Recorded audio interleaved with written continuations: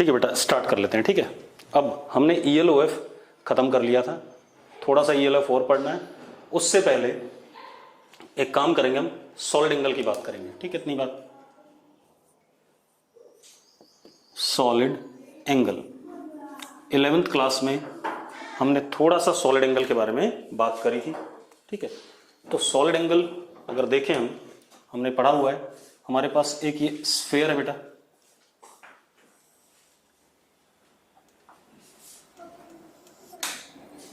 ये हमारे पास एक स्फीयर है, सर्कल नहीं है भाई, क्या है? स्फीयर। ठीक है, इतनी बात। रेडियस कितना है इसका? R। ये सेंटर है स्फीयर का। अब अगर मैं स्फीयर के ऊपर छोटा सा ये कर्व्ड सरफेस एरिया लेता हूं, क्या लेता हूं? Curved surface area, that is DS। ठीक है, इतनी बात। कर्व्ड सरफेस एरिया है DS, ये रेडियस R। तो आप एक चीज देखो कैसा बनेगा, ये मैं आपको समझा देता हूं एक बार दोबारा से।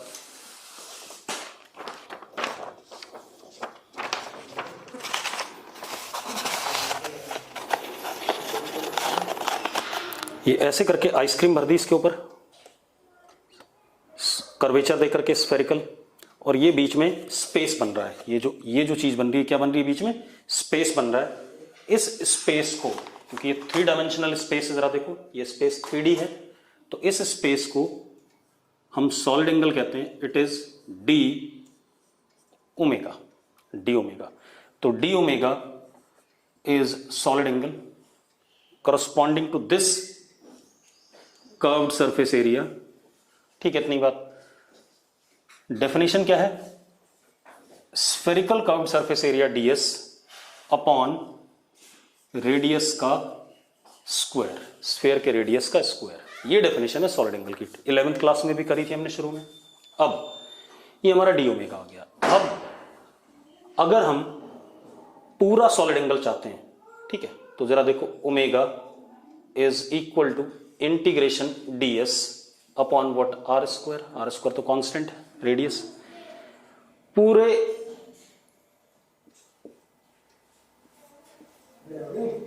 ये integration DS for whole curved surface area is what? Total curved surface area of sphere. और ये मतलब ये जो मैंने इंटीग्रेशन के ऊपर गोला बनाया, मतलब ये एक पूरा टोटल कर्व्ड सरफेस एरिया ले रहा है इसका, स्फीयर का। ऐसे वाला भी, ऐसे वाला भी, पूरा कर्व्ड सरफेस। मतलब ये एक कोन है, आइसक्रीम भरी हुई, दूसरा कोन, तीसरा कोन, चौथा कोन, ऐसे रखेंगे तो क्या बन जाएगा? स्फीयर बन जाएगा। तो अब ये जो सॉलिड एंगल होगा मैक्सिमम होगा। क्यों होगा मैक्सिमम? आप खुद बता दो। इसलिए मैक्सिमम होगा क्योंकि कर्व्ड सरफेस एरिया भी हमने क्या ले लिया? टोटल ले लिया, पूरा का पूरा। तो ओमेगा मैक्सिमम इज, ये कितना होगा? 4 पाई R square upon R square. तो ओमेगा मैक्सिमम इज 4 पाई, और हमें पता है इसकी यूनिट क्या होती है, 11th क्लास में पढ़ा था, क्या होती? स्टेरेडियन। तो maximum solid angle about any point, किसी पॉइंट के अबाउट कितना होगा? 4 पाई स्टेरेडियन। अब रेडियस पे डिपेंड नहीं करेगा एंगल, आप ऐसे भी देख लो। अगर मैं रेडियस छोटा करता हूं बेटा और उसके लिए स्फीयर बनाता हूं,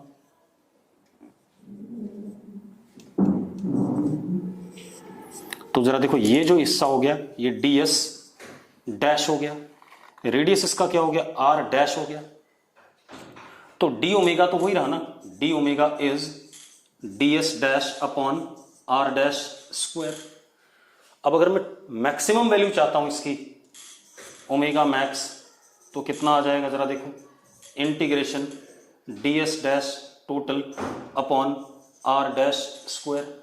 अब DS डैश पूरे कर्व्ड सरफेस एरिया ऑफ क्या? Sphere. Curved surface area of sphere is what? क्या आ जाएगा? जरा देखो कितना आ जाएगा? Again 4 pi R dash square upon R dash square, कितना आ गया 4 पाई स्टेरेडियन। मतलब क्या आया, बेसिक डेफिनेशन तो यह है, अगर आपको किसी भी छोटे से curved surface area, curved surface area कैसा होना चाहिए, स्फेरिकल होना चाहिए, पहली बात तो ध्यान रखना। डीएस कैसा होना चाहिए, स्फीयर का elemental curved surface area, sphere का एलिमेंटल कर्व्ड सरफेस एरिया वो डीएस है, upon are square is definition of what, D omega, छोटा सा एलिमेंटल सॉलिड एंगल। लेकिन अगर किसी पॉइंट के अबाउट टोटल आपको सॉलिड एंगल की बात करनी है, टोटल सॉलिड एंगल की, तो टोटल सॉलिड एंगल कितना होगा बेटा, टोटल मैक्सिमम सॉलिड एंगल कितना हो जाएगा, 4 पाई स्टेरेडियन आ जाएगा, दिख रहा है आपको। ठीक है, तो दोबारा से बात कर लेते हैं, इसको दोबारा लिख लेते हैं एक बार, फिर बात करें। हम क्या कह सकते हैं, elemental solid angle about point, ये पॉइंट है, ये हमारा स्फीयर का छोटा सा part curved surface area, this is DS,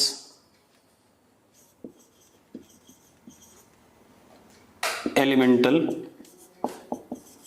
curved surface part of sphere जिसका रेडियस आर। तो यहां पर एक कोन सा बन रहा होगा, कोन एग्जैक्टली कोन तो यहां से नीचे से क्या होता है, फ्लैट होता है, लेकिन मैं इसमें क्या कर रहा हूं, आइसक्रीम भर रहा हूं कर्व्ड वाली। ठीक है, इतनी बात। तो क्या हो गया, elemental curved surface part of sphere DS, ठीक है, इतनी बात, डीएस ये हो गया, रेडियस इस स्फीयर का कितना है, आर है। ये जो रीजन जो बीच में स्पेस बन रहा है आपको दिख रहा होगा, ये जो बीच में स्पेस आ रहा है, इस स्पेस को मैं क्या कह रहा हूं, 3D में, इसीलिए इसको क्या बोला गया, सॉलिड एंगल। इसको हमने कहा डी ओमेगा। तो D omega by definition is DS upon are square, unit steradian. दूसरी चीज बेटा, ओमेगा की मैक्सिमम वैल्यू क्या आ जाएगी, 4 पाई आ जाएगी, क्योंकि डीएस की मैक्सिमम वैल्यू, डीएस डीएस सारा डीएस ऐड होकर के क्या आ जाएगा, पूरा स्फीयर बन जाएगा, कितना आ जाएगा, 4 pi are square, r square से आर स्क्वायर कट के कितना आ जाएगा, 4 पाई आ जाएगा, 4 पाई स्टेरेडियन।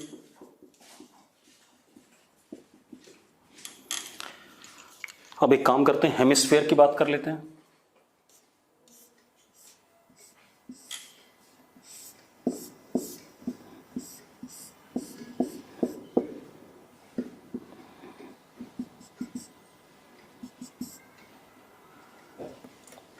तो ये जो सॉलिड एंगल बन रहा है पूरा ओमेगा हेमिस्फीयर, तो कितना हो जाएगा, omega for hemisphere is 2 pi are square curved surface area, कितना इसका 2 पाई आर स्क्वायर है, अपॉन व्हाट, आर स्क्वायर। बेटा omega of hemisphere is 2 pi steradian. ऐसे देखेंगे, क्लियर है, कोई दिक्कत है इसमें। चलो अब एक और काम करते हैं बेटा, मिटा दें इसे। चलो अब जरा देखो, अब जरा ध्यान से देखना, मैंने स्फीयर का ये पार्ट लिया,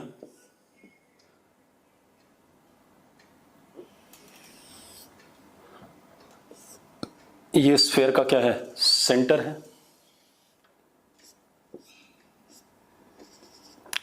रेडियस आर, ये कर्व्ड सरफेस एरिया क्या है, कर्व्ड सरफेस एरिया।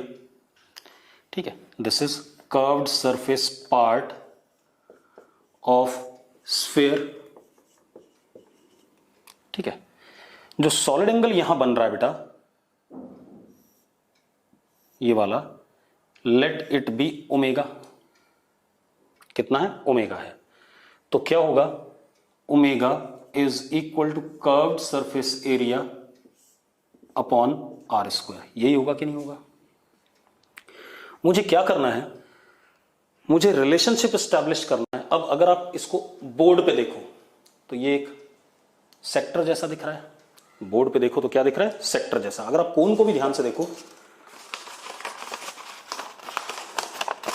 तो ये 3D फिगर होता है कोन, लेकिन अगर आप इसको ऊपर से देखोगे तो ये क्या दिखता है, सेक्टर जैसा दिखता है हमारे पास। ठीक है, इतनी बात। अब क्या कहानी बेटा, अब मेरी बात सुनो, मैं क्या कर रहा हूं, अगर मैं इसको ध्यान से देखूं, सामने से देखूं, तो एक मुझे ये कोन दिख रहा है जो ऊपर से कर्व्ड पोर्शन में भरा हुआ है। तो अगर मैं उस कोन को बिल्कुल इस लाइन से बीच से ऐसे करके काटता हूं तो ये प्लेन एंगल थीटा बन रहा है और इधर भी क्या बन रहा है, थीटा। तो थीटा क्या हो गया, theta is semi vertical angle of cone, semi vertical plane angle of cone.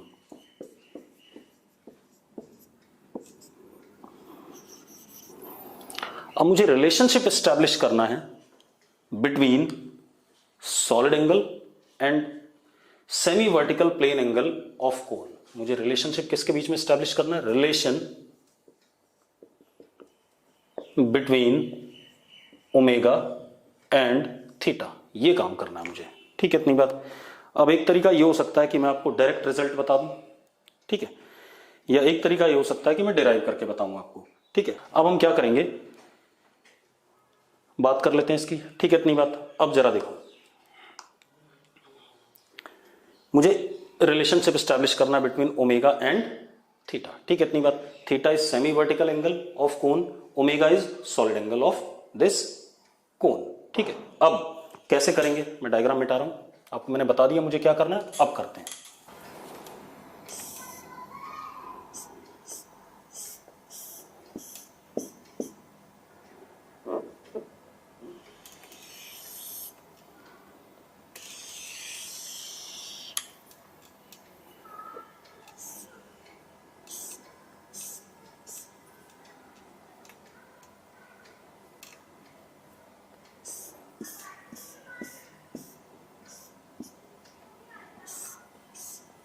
अब कर लेते हैं बेटा। ठीक है, अब जरा देखो, मुझे क्या करना है, ओमेगा बताना है, that is this curved surface area upon radius का स्क्वायर, यही है।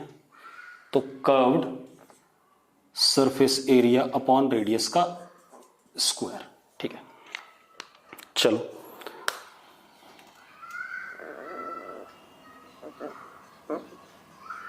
तो अब ये कर्व्ड सरफेस एरिया निकालते हैं। मैंने बीटा एंगल पे बहुत छोटी सी ऐसे पट्टी ले ली, कितने एंगल की, डी बीटा की।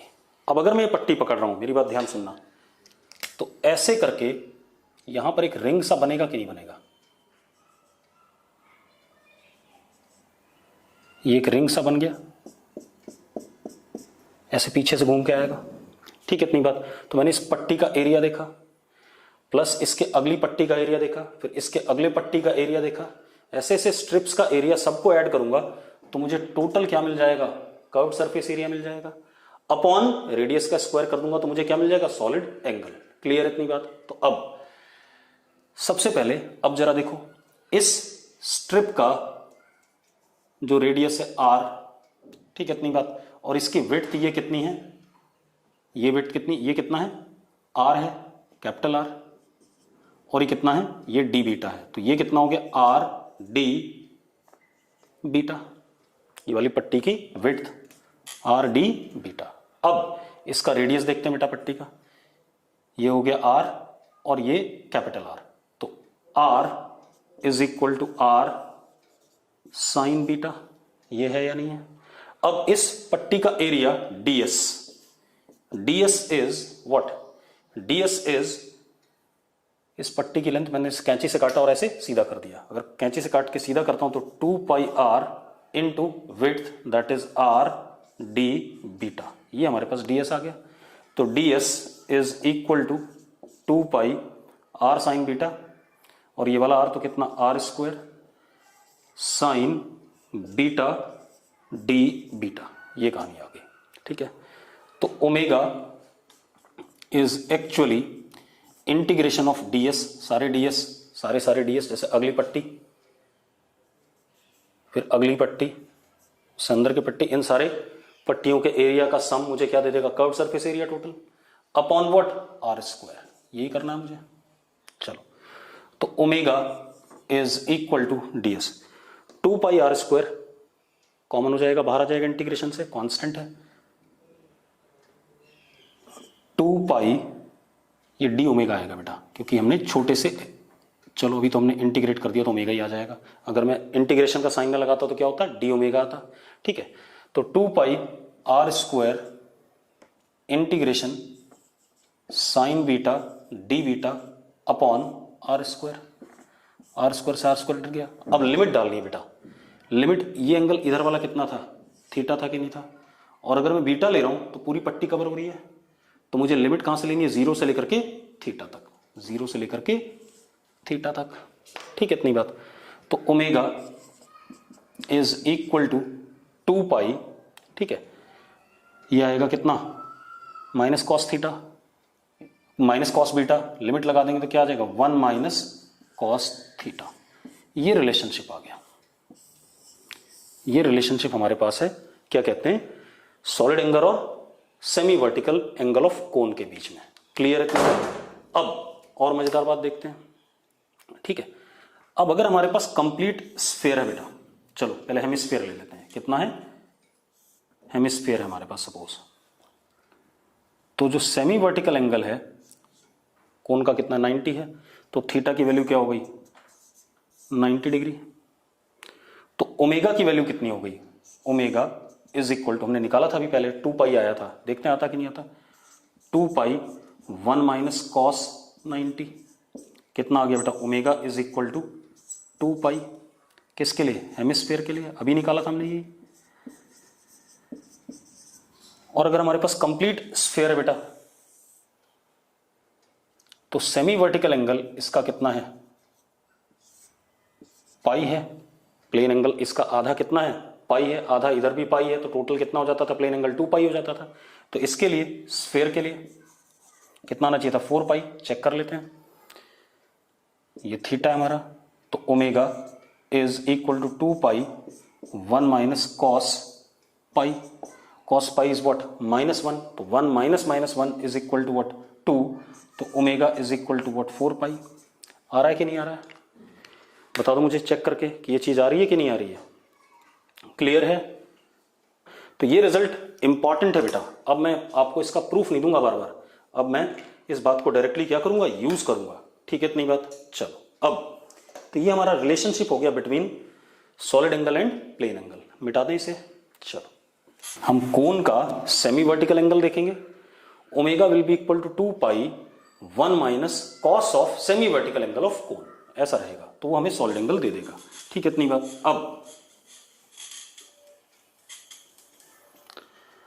अब इसके बाद हम बात करते हैं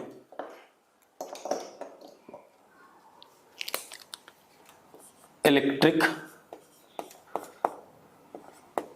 फ्लक्स। इलेक्ट्रिक फ्लक्स क्या होता है, ठीक है, इतनी बात। अब इलेक्ट्रिक फ्लक्स एक्चुअल में क्या है, ये नंबर ऑफ लाइंस को, कितनी number of lines system of charge से निकल रही हैं या सिस्टम ऑफ चार्ज पे टर्मिनेट कर रही हैं, एक तो ये, या कितनी नंबर ऑफ लाइंस किसी सरफेस को, इमेजिनरी या रियल सरफेस को क्या कर रही है, कट कर रही है, उस नंबर को डिपेक्ट करता है। ठीक है, इतनी बात। तो क्या कहानी है, electric flux it is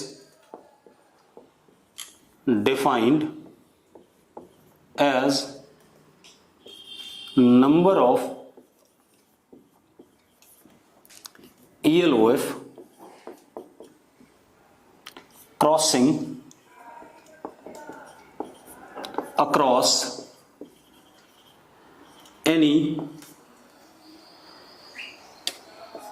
real or imaginary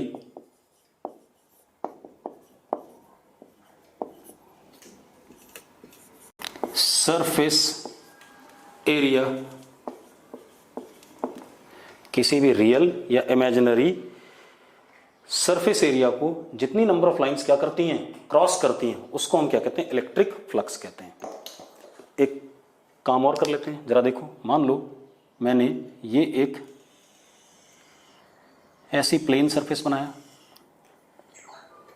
ठीक है, इतनी बात, ये एक सरफेस है, ठीक है। अब जरा ध्यान देना, क्रॉसिंग का मतलब होता है कि लाइन का इसको पास करना, ठीक है, या ऐसे या ऐसे, ये दोनों इलेक्ट्रिक फ्लक्स में काउंट होंगी। लेकिन कोई लाइन अगर इसके क्या जा रही है, पैरेलल जा रही है, सरफेस के क्या है, पैरेलल है, तो इलेक्ट्रिक फ्लक्स में काउंट, मतलब फ्लक्स में काउंट नहीं होगी, क्योंकि हमने क्या कहा, क्रॉसिंग, ठीक है, इतनी बात। सरफेस एरिया को जो क्रॉस करेंगी उन्हीं को हम इलेक्ट्रिक फ्लक्स में क्या करेंगे, काउंट करेंगे। क्लियर है इतनी बात। अब मैथमेटिकली देखते हैं कैसे आएगा, मिटा दूं इसे। मान लो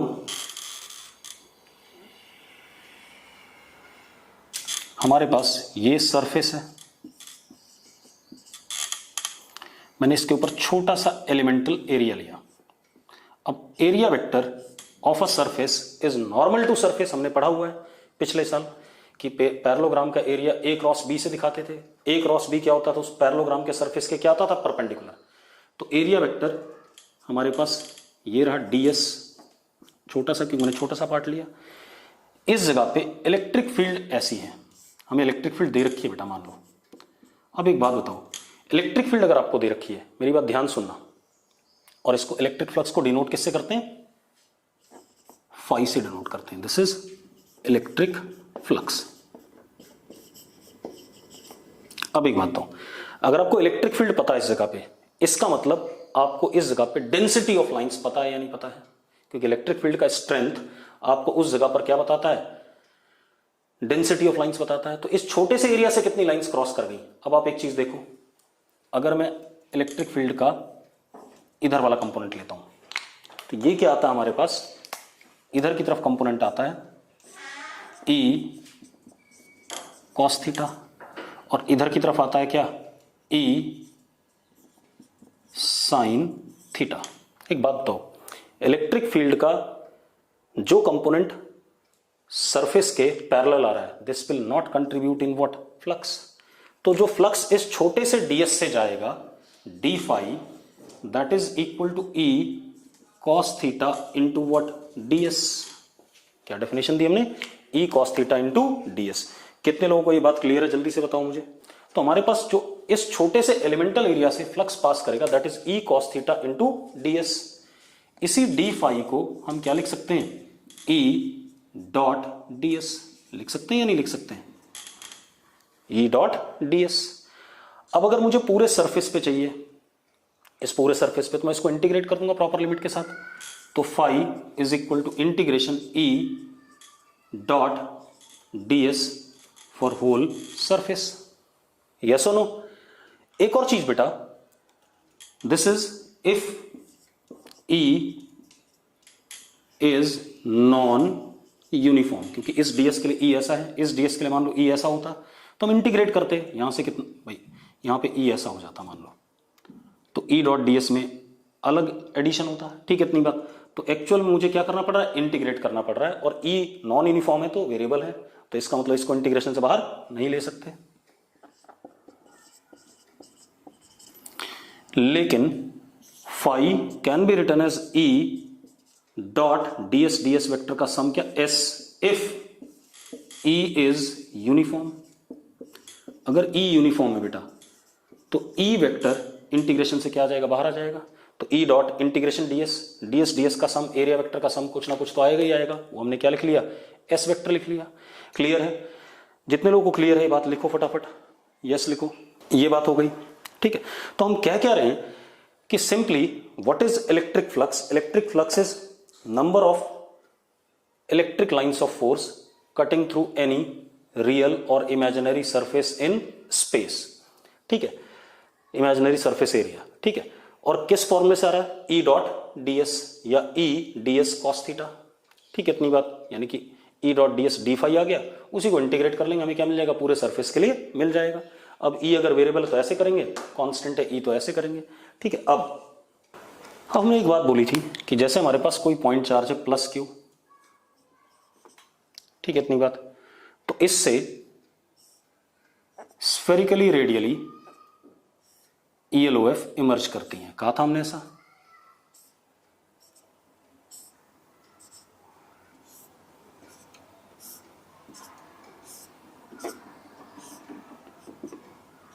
ऐसे, ठीक है, इतनी बात, ऐसे इमर्ज करती हैं। अब स्फेरिकली रेडियली इमर्ज करती हैं तो नंबर ऑफ ELOF इमर्जिंग, मैंने बताया था कितना, magnitude of charge upon epsilon, याद है? कितने लोगों को याद है? मैंने बताया था ना, यस लिखो जिनको याद है। मैंने बताया था किसी भी चार्ज से जो नंबर ऑफ लाइंस निकलती हैं या उस पर टर्मिनेट करती हैं, that is magnitude of charge upon epsilon. मान लेते हैं हमारे पास क्या है, वैक्यूम है या एयर है या फ्री स्पेस है, तो हम इसको क्या लिख लेंगे, क्यू अपॉन अपसाइलन नॉट। ये नंबर ऑफ लाइंस निकल रही है ना, तो हम ये भी तो कह सकते हैं this is flux emerging from, electric flux emerging from this point charge plus Q, yes और नो? क्या कहते हैं, number of electric lines of force emerging from point charge plus Q. ठीक है, इतनी बात। ऐसी अगर माइनस क्यू चार्ज होता तो दिस वुड हैव बीन इतनी नंबर ऑफ लाइंस या इतना flux, electric flux terminating on point charge minus Q हो जाता। अब हम क्या कह सकते हैं, देखो जरा, हम ये कह सकते हैं कि point charge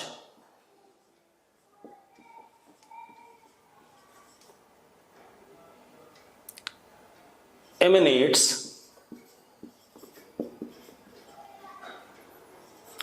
Q upon epsilon naught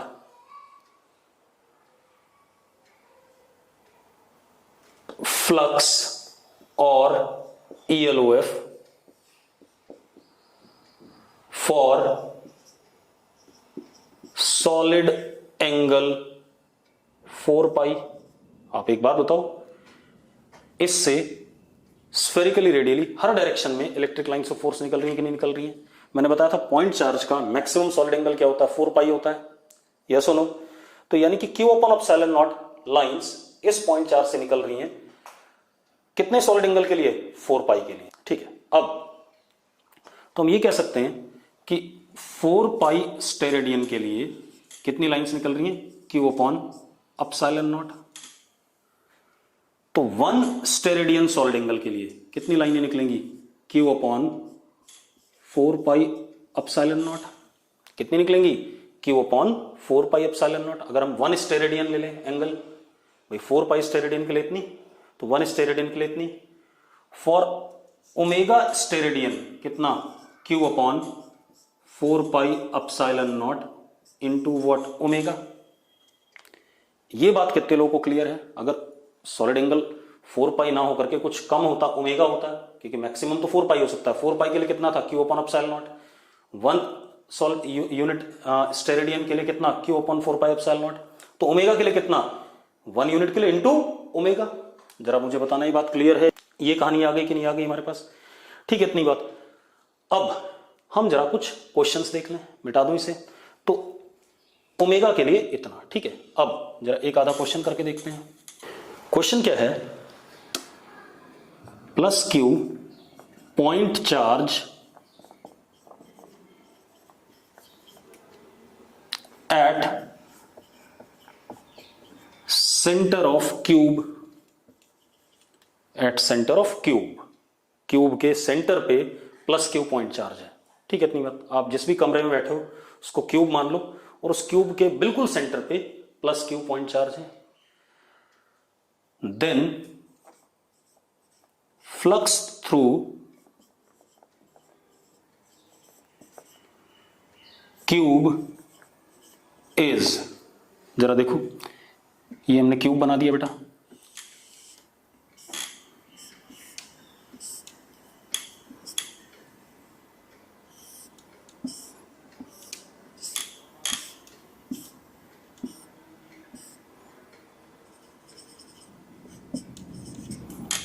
centre पे कहीं पर था ये।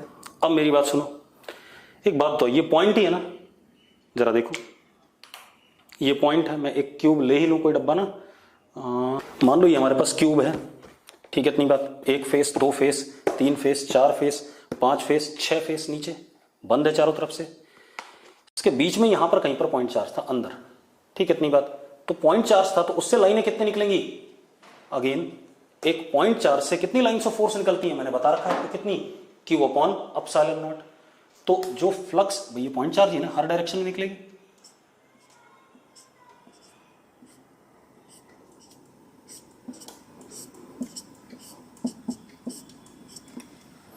तो जो टोटल फ्लक्स इस क्यूब के थ्रू निकलेगा वो कितना होगा, Q अपॉन एप्सिलॉन नॉट।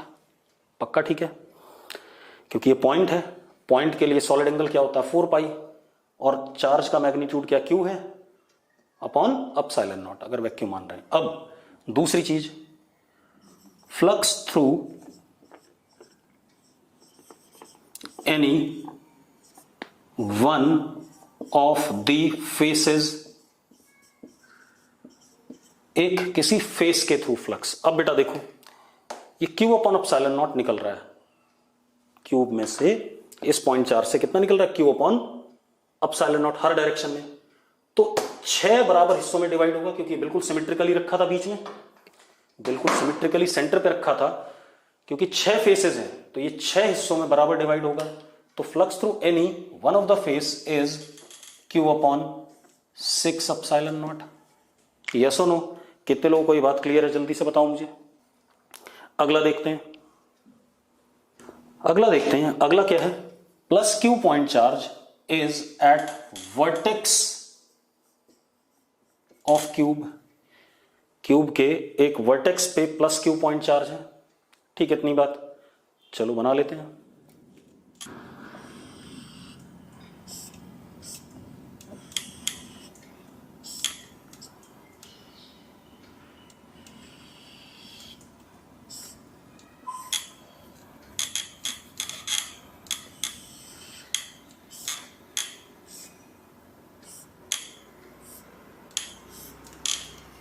ठीक है, इस वाले वर्टेक्स पे मान लो प्लस Q है, ठीक है, इतनी बात, at the vertex of cube. अब अगर वर्टेक्स पे है क्यूब के, मुझसे क्या पूछा जा रहा है, फ्लक्स थ्रू क्यूब, क्यूब के थ्रू कितना फ्लक्स होगा, कोई बताना चाहेगा मुझे। चलो अब मेरी बात ध्यान सुनना, ध्यान से सुनना, 1 मिनट। आप एक काम कर सकते हो, मेरी बात देखो, सपोज अपने पास ये एक क्यूब है, हालांकि है नहीं, मान लेते हैं, यहां पर हमने एक पॉइंट चार्ज रखा है प्लस Q, ठीक है, इतनी बात। अब आप एक काम करो, बिल्कुल ऐसा ही, चलो दूसरी कॉपी ले लेते हैं, ये रहा, ये हमारे पास क्यूब है, यहां पर पॉइंट चार्ज था, तो एक क्यूब बिल्कुल आइडेंटिकल यहां पर बना दो, आप बना दिया आपने, एक क्यूब बिल्कुल आइडेंटिकल यहां बना दो, एक क्यूब बिल्कुल आइडेंटिकल यहां बना दो, तो ये बिल्कुल बीच में आ जाएगा, 1 2 3 4 क्यूब हो गए। इसके ऊपर 4 आइडेंटिकल क्यूब और बना दो, कितने टोटल क्यूब हो गए 8, और वो इन 8 क्यूब के कहां पर आ रहा है, सेंटर पे आ रहा है, ठीक है, इतनी बात। इन 8 क्यूब के कहां पर आ रहा है, सेंटर पे। मैं डायग्राम बना के दिखा देता हूं आपको, देखो 1 मिनट, प्लेन डायग्राम बनाते हैं, सिर्फ टॉप आगे वाला फेस दिखा रहा हूं आपको, ठीक है, इतनी बात। यहां पे था प्लस Q, आपने एक इसके बगल में रखा, एक ऐसे रखा, एक ऐसे रखा, 4 तो ये हो गए, और 4 आपने इसके ऊपर रख दिए ऐसे, तो ये इस 8 क्यूब्स के कहां पर आ गया, सेंटर पे आ जाएगा। 8 क्यूब के अगर ये सेंटर पे आता है तो एक बात बताओ, सेंटर पे आता है तो ये टोटल फ्लक्स जो एमिनेट करेगा वो कितना होगा, Q by epsilon not through the 8 cubes, तो Q by epsilon not through 8 cubes, और हर क्यूब के लिए ये पॉइंट चार्ज क्या सिमेट्रिकल है, तो flux through cube will be what, 1/8 times Q upon, या Q अपॉन 8 अपसाइलन नॉट आएगा कि नहीं आएगा? क्यू अपॉन 8 अपसाइलन नॉट आएगा या नहीं आएगा? चेक कर लो भाई। अब एक काम और करते हैं बेटा, मैंने इन फेसेस को नाम दे दिए A B C D E F G H. ठीक है, आपने क्या बताना है, मतलब इस क्यूब के थ्रू तो कितना हो गया, क्यू बाई 8 अपसाइलन नॉट। ठीक है, अब इंडिविजुअली फेसेस का क्रॉस देखते हैं। ठीक है, इतनी बात। तो अब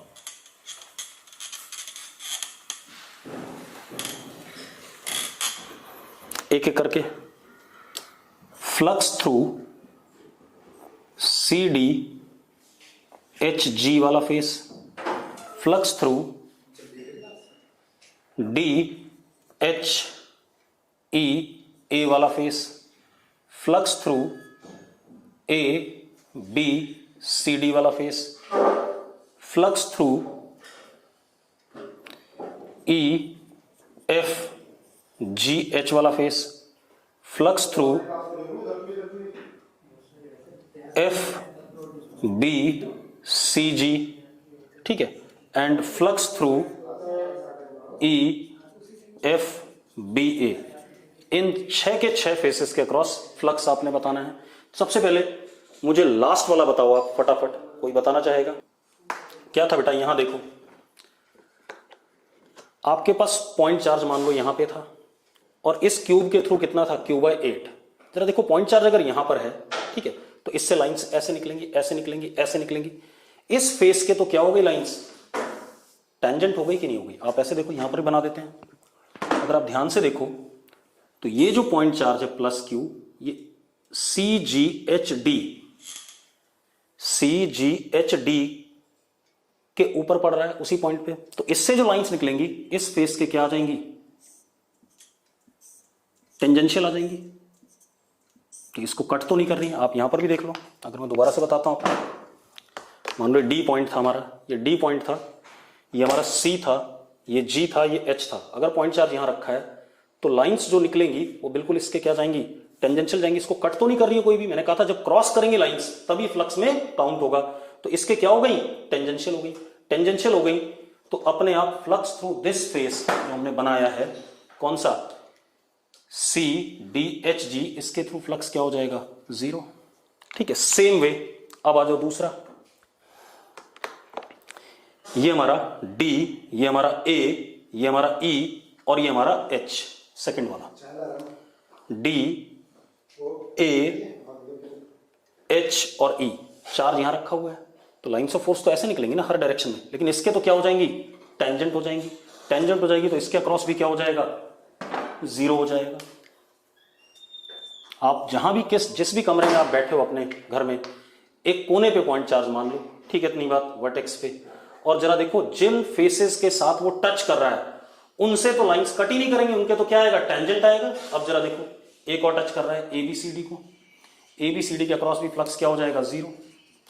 अब मजेदार बात देखो, अब आप ऐसे देखो, ये पॉइंट चार्ज यहां रखा हुआ था, यहां रखा हुआ था, इसके अक्रॉस 0, इसके अक्रॉस 0, इसके अक्रॉस 0।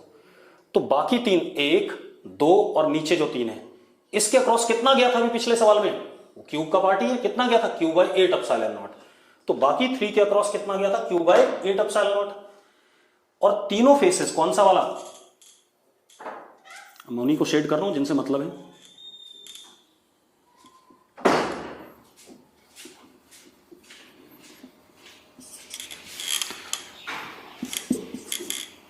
कौन सा फेस, एक तो हमारा ये वाला, एक हमारा ये वाला और एक हमारा ये वाला पीछे। इन तीनों के अक्रॉस कितना था, Q by 8 epsilon not total. और ये तीनों सिमेट्रिकली हैं इस पॉइंट के रिस्पेक्ट में। अगर तीनों सिमेट्रिकली हैं तो total was Q by 8 epsilon naught, which is equal to 3 times flux through any one of these. तो कितना हो गया, Q by 24 epsilon naught, Q by 24 epsilon naught, Q by 24 epsilon naught. बढ़िया चीज आ गई। क्लियर इतनी बात? अब मुझे आप लोग बताएंगे कितने लोगों को ये बात क्लियर है। अब एक और काम करते हैं बेटा। अब हमारे पास अगेन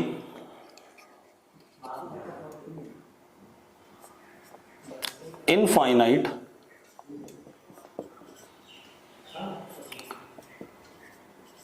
स्ट्रेट थिन वायर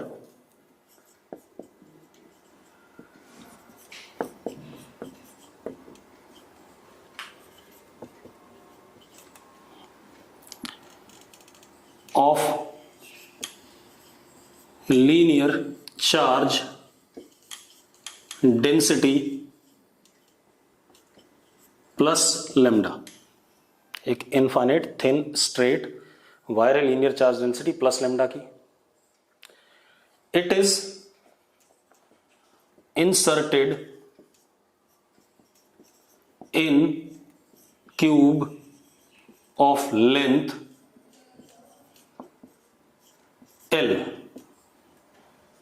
ठीक है, आपको क्या करना है, find maximum flux through the cube. Find maximum flux through the cube.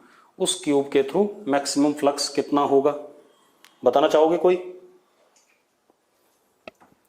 बेटा सीधी सी बात है, जो फ्लक्स होता है किसी भी क्यूब के थ्रू या किसी भी बॉडी के थ्रू, वो होता है total charge inside body upon epsilon not. यही आ रहा था कि नहीं आ रहा था? तो अगर मुझे फ्लक्स को मैक्सिमम करना है, ठीक है, मैंने क्या पूछा था, maximum flux through the cube.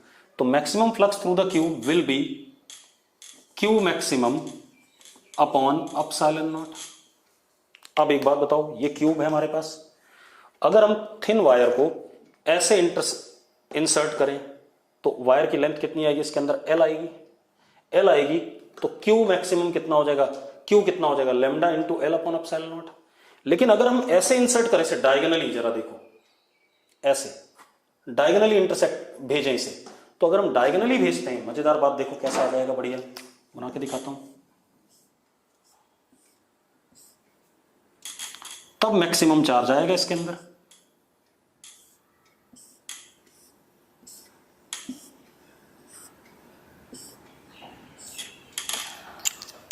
देखो अगर मैं ऐसे इंसर्ट करता हूं तो कितना लेंथ आएगा, एल आएगा इसके अंदर।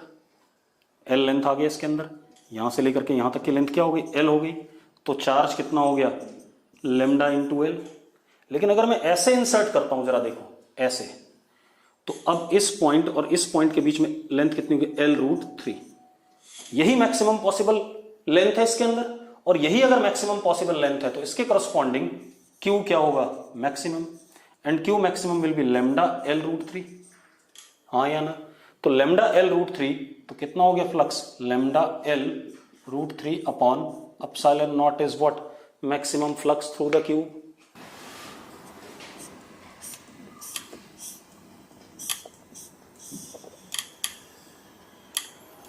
अब आपको इलेक्ट्रिक लाइन्स ऑफ फोर्स पे डीपीपी मिलेगी भाई, ध्यान रखना। ये हमारे पास एक हेमिस्फीयर है और यहां सेंटर पे मैंने प्लस क्यू रखा, नीचे से ओपन है हेमिस्फीयर, ठीक है। अब flux through curved surface area of hemisphere, बहुत तरीके हैं बेटा। एक बात बताओ, इस पॉइंट से कितनी लाइंस निकलेंगी, इस पॉइंट चार्ज से कितनी लाइन निकलेंगी टोटल, फ्लक्स टोटल जो निकलेगा that would be Q upon epsilon not. आधी लाइंस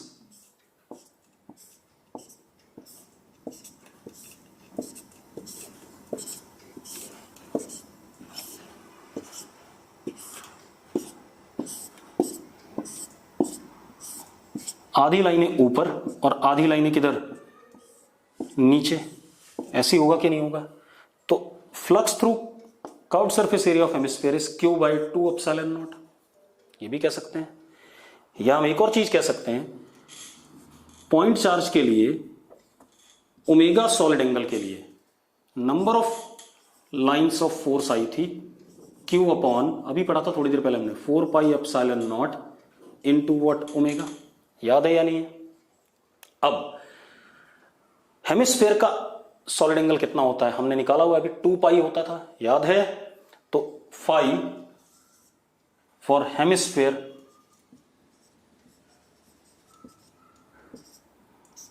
ओमेगा कितना 2 पाई, तो कितना हो गया Q upon 4 pi epsilon naught into 2 pi, कितना आ गया बेटा 2, तो क्या हो गया phi hemisphere is Q upon 2 epsilon naught. Clear है इतनी बात? अगर मेरे पास कोई ऐसा क्लोज्ड फिगर हेमिस्फेयर ना होकर के कुछ टोपी जैसी है, जोकर की टोपी, यहां प्लस क्यू रख दिया मैंने, तो इसके थ्रू कर्व्ड सरफेस एरिया के थ्रू फ्लक्स बताना है आपने। ठीक है, अब अगेन सेम रिजल्ट आएगा बेटा। ये एक पॉइंट चार्ज है, अगर मैं यहां पर एक इमेजिनरी सा क्या बनाऊं, स्फीयर बनाऊं, तो उस स्फीयर में ऊपर आधी लाइंस और नीचे कितनी आधी लाइंस, तो flux through this curved surface area will be also what Q upon 2 epsilon not, आधी ऊपर और आधी क्या नीचे। तो हमें कर्व्ड सरफेस के थ्रू बताना था, तो कितना आ जाएगा Q अपॉन 2 एप्सिलॉन नॉट। कितने लोगों को क्लियर है बात, जल्दी से लिखो। यस, दोबारा बता देते हैं बेटा। एक बात बताओ, ये पॉइंट चार्ज है, पॉइंट चार्ज से टोटल कितनी निकलती है, कितनी निकलती है, phi total is equal to Q upon epsilon naught. एक बात बताओ, मैंने यहां पर एक इमेजिनरी सा क्या बनाया, स्फीयर बनाया, तो भाई ये अगेन अगर ध्यान से देखो तो ऊपर एक हेमिस्फीयर बन रहा है कि नहीं बन रहा है, जो इस हेमिस्फीयर के थ्रू लाइंस जाएंगी वही लाइनें तो कर्व्ड सरफेस को काटेंगी कि नहीं काटेंगी। और हेमिस्फीयर के थ्रू अभी हमने थोड़ी देर पहले पिछला ही क्वेश्चन पढ़ा था, क्या पढ़ा था पिछला क्वेश्चन, कि हेमिस्फीयर के थ्रू कितना होता है Q बाय 2 एप्सिलॉन नॉट, तो उसी चीज को मैंने यूज कर लिया। ठीक है, इतनी बात क्लियर है। चलो अब आज का लेक्चर हम यहीं रोकेंगे। ठीक है, आपको ELOF पे सवाल मिलेंगे, फ्लक्स पे अभी सवाल अगली क्लास के बाद मिलेंगे। ठीक है।